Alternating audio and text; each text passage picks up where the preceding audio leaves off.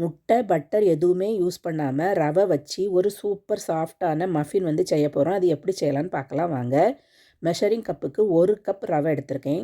அதை வந்து மிக்ஸி ஜாரில் போட்டுட்டு நல்ல மாவை அரைச்சி எடுத்துக்கிடணும். இப்போ அரைச்சி எடுத்தாச்சு. இதை வந்து ஒரு பவுலுக்கு மாற்றிடணும். மெஷரிங் கப்புக்கு 1/2 கப் சீனி எடுத்திருக்கேன். அந்த சீனியையும் மிக்ஸி ஜாரில் போட்டுட்டு நல்ல மாவை அரைச்சி எடுத்துக்கிடணும். சீனி வந்து மாவாக அரைச்சி எடுத்தாச்சு. இதை வந்து நம்ம ரவை அரைச்சி வச்சுருக்கிறது கூட மிக்ஸ் பண்ணணும். ஒரு பீட்டர் எடுத்துகிட்டு சீனியையும் ரவையும் நல்லா மிக்ஸ் பண்ணி விட்டுறணும். இப்போ மெஷரிங் கப்புக்கு 1 கப் பால் சேர்த்துருக்கேன். காய்ச்சி ஆற வச்ச பால் வந்து 1 கப் சேர்த்துருக்கேன். எண்ணெய் வந்து 1/4 கப் சேர்த்துருக்கேன். நான் வந்து சன்ஃப்ளவர் ஆயில் சேர்த்துருக்கேன். சேர்த்துட்டு பீட்டர் வச்சு நல்லா மிக்ஸ் பண்ணி விடணும். அந்த எண்ணெய் வந்து முதல்ல மேலே மிதந்தது மாதிரி இருக்கும்.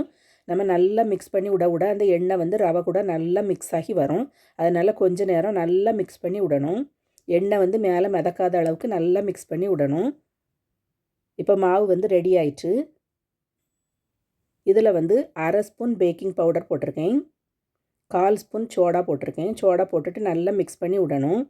அவனை வந்து 180 டிகிரியில் 10 நிமிஷம் வந்து ப்ரீஹீட் பண்ண வச்சுருங்க. இப்போ கேக்குக்குள்ளே மாவு வந்து ரெடி ஆகிட்டு நான் வந்து குட்டி குட்டி சிலிக்கான் மோல்டு எடுத்திருக்கேன். 3 ஷேப்பில் வந்து எடுத்திருக்கேன். அதனால் அதில் வந்து மாவு எதுவுமே நான் டஸ்ட் பண்ணல. நீங்கள் வந்து கேக் டின் எதில் வேணாலும் பண்ணிக்கிடலாம்.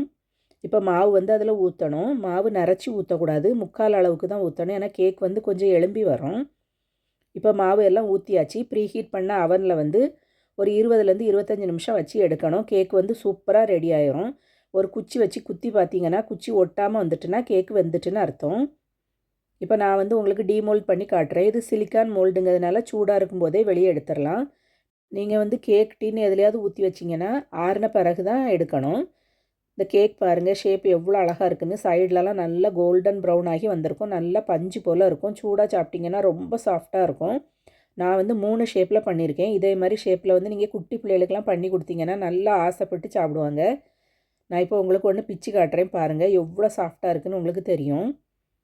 இந்த ரெசிபி வந்து கண்டிப்பாக ட்ரை பண்ணி பாருங்கள்.